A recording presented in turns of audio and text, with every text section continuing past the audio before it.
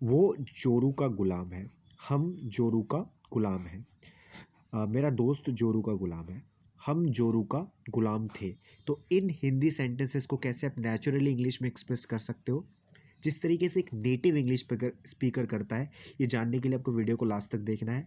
और इस वीडियो में मैं आपको स्ट्रक्चर समझाऊंगा जो कि नेटिव इंग्लिश स्पीकर यूज़ करता है, उसके पीछे का सिचुएशन है वो बताऊंगा, ऑल्टरनेटिव्स बताऊंगा ताकि आपका कॉन्फिडेंस बूस्ट हो, एंड एग्जाम्पल सेंटेंसेस दूंगा ताकि आपको अच्छे से स्ट्रक्चर समझ में आ जाए। सो वीडियो को लास्ट तक देखना है। और अभी तक अगर आपने मेरे चैनल को सब्सक्राइब नहीं किया है so please subscribe to this channel. So let's get started with the video. So in Hindi sentences को एक्सप्रेस करने का जो हमारा मेन स्ट्रक्चर है, जो आपको एडजेक्टिव का यूज़ करना है, वो है हेन पैक्ड।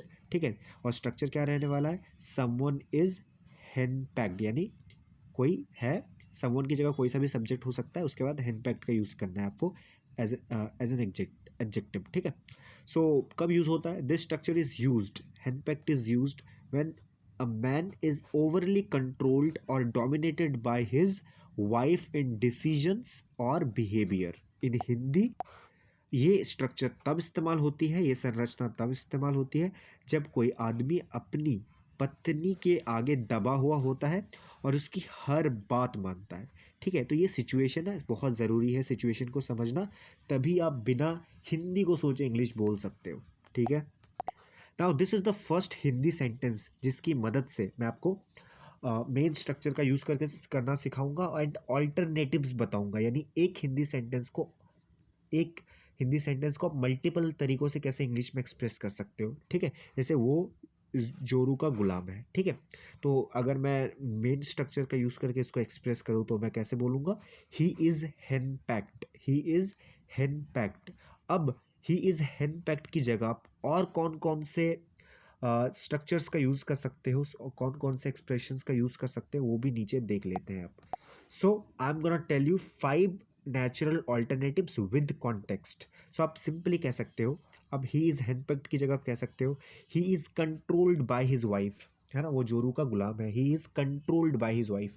न्यूट्रल मीनिंग वही है ना। आप हैंडपैक्ड की जगह सिंपली ये भी कह सकते हो, मान लो आपको हैंडपैक्ड नहीं आता तो सिंपली ऐसे भी कह सकते हो कि he is controlled by his wife, neutral meaning रखता है। ठीक है, दूसरा alternative, when wife takes charge of decisions, यानी जब वाइफ सारा डिसीजंस लेती है तो आप सिंपली कह सकते हो his wife dominates him, his wife dominates him, मतलब उसको डोमिनेट करता है, यानी सारे डिसीजंस वही लेता है, इन चार्ज है वो। ठीक है, तीसरा ऑल्टरनेटिव आप कह सकते हो ही does everything his wife says, he does everything his wife says, clear and simple expression. ठीक है, अगर आपको उतना नहीं पता सिंपली ऐसे कह दो, he does everything his wife says. चौथा ऑल्टरनेटिव आप यूज कर सकते हो, he is totally under his wife's thumb. Very natural native phrase, बहुत नेचुरल है, इसको आप यूज जरूर करना। So he is totally under his wife's thumb, अब ये भी यूज करना, बहुत अच्छा स्ट्रक्चर है। ठीक है, ही is totally under his wife's thumb. पांचवा और सबसे सिंपल जो स्ट्रक्चर है और जो सिंपली आप इस तरीके से फ्रेज कर सकते हो, he can't say no to his wife, है ना, ही कभी नो नहीं कह सकता अपनी वाइफ को, यानी वो जोरू का गुलाम है, वो हर बात मानता है। Soft tone but same meaning, वही मीनिंग रखता है, जोरू का गुलाम का ही सेंस देता है, बट मैंने इसको अलग तरीके से एक्सप्रेस किया। आपको सिचुएशन को समझना है और एक्सप्रेस करना है, अपनी बात को सामने वाले तक पहुंचानी है, इतना ही करना है। ठीक है, अब मेन सेंटेंस स्ट्रक्चर का यूज़ करके कुछ एग्जाम्पल सेंटेंसेस देखते हैं। तो पहला एग्जाम्पल सेंटेंस है, वो पूरी तरह जोरू का गुलाम है। ठीक है, आपको रिपीट करते हुए चलना है ताकि आपकी प्रैक्टिस हो जाए। ठीक है, so he is completely henpecked, he is completely henpecked. दूसरा एग्जाम्पल है, सब कहते हैं कि वो जोरू का गुलाम है। Everyone says he is henpecked, everyone says he is henpecked. तीसरा एग्जाम्पल है, वो शादी के बाद जोरू का गुलाम हो गया है। He has been henpecked ever since he got married, यानी जब से उसकी शादी हुई है ना तब से वो जोरू का गुलाम है यार। ही हैज़ बिन हैंडपैक्ड, वो जोरू का गुलाम है, ever since he got married, यानी शादी के बाद वो जोरू का गुलाम हो गया है। ठीक है, तो आप ये भी एक स्ट्रक्चर है, फ्रेज है। ठीक है, तो कोई ज़रूरी नहीं कि आप जो स्ट्रक्चर सीखने आए हो वही सीखो। आप हर सेंटेंस को अगर आप रिपीट करोगे ना, हर बार आपको कुछ नया सीखने को मिलेगा। जैसे मैं अगर कहूँ को वो शादी के बाद बदतमीज़ या फिर फुलिश मूर्ख बन गया है, तो he has been foolish ever since he got married. या फिर वो शादी के बाद चालाक बन गया है, तो ही हैज़ बीन क्लेवर, यानी वो क्लेवर है, तब से क्लेवर है। कब से क्लेवर है वो? तब से, जब से उसकी शादी हुई है। तो he has been clever ever since he got married, आप ऐसे कह सकते हो। ठीक है, तो हर स्ट्रक्चर से आप कुछ ना कुछ सीखने को आपको मिलेगा, वर्ड सेंटेंसेस। ठीक है, सो हर सेंटेंस को रिपीट करना है और समझने की कोशिश करनी है कि इसमें क्या है जो मैं सीख सकता हूँ और अपनी इंग्लिश को इम्प्रूव कर सकता हूँ, और प्रैक्टिस भी करनी है आपको। ठीक है, ज़्यादा से ज़्यादा। चौथा एग्जाम्पल है, वो इतना जोरू का गुलाम है, यानी इतना उसकी वाइफ उसको कंट्रोल करती है कि दोस्तों से भी वो नहीं मिलता है ना। He is so henpecked that he doesn't even meet his friends. He is so henpecked that he doesn't even meet his friends. पांचवा एग्जाम्पल है, लोग मजाक में उसे जोरू का गुलाम कहते हैं, मजाक में कहते हैं। People jokingly call him henpecked. People jokingly call him the person who is controlled by his her wife, है ना, हैंडपैक्ड मतलब। छठा एग्जाम्पल है, वो हर काम वाइफ से पूछ कर करता है। हर काम वो वाइफ से पूछ कर करता है, मतलब क्या है वो जोरू का गुलाम है ना यार। हर काम वाइफ से पूछ कर जो करे, क्या है वो, है ना। मतलब he does everything after asking his wife. He does everything after asking his wife, so he is henpecked.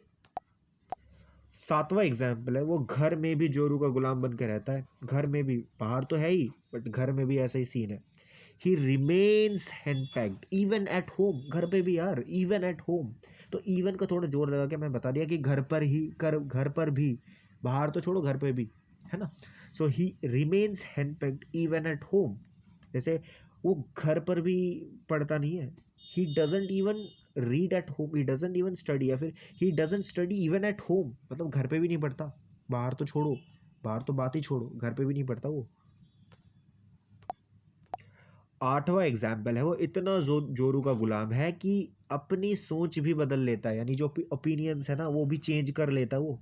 He is so henpecked, he is so controlled by his wife that he even changes his own opinions. He is so henpecked that he even changes his own opinions.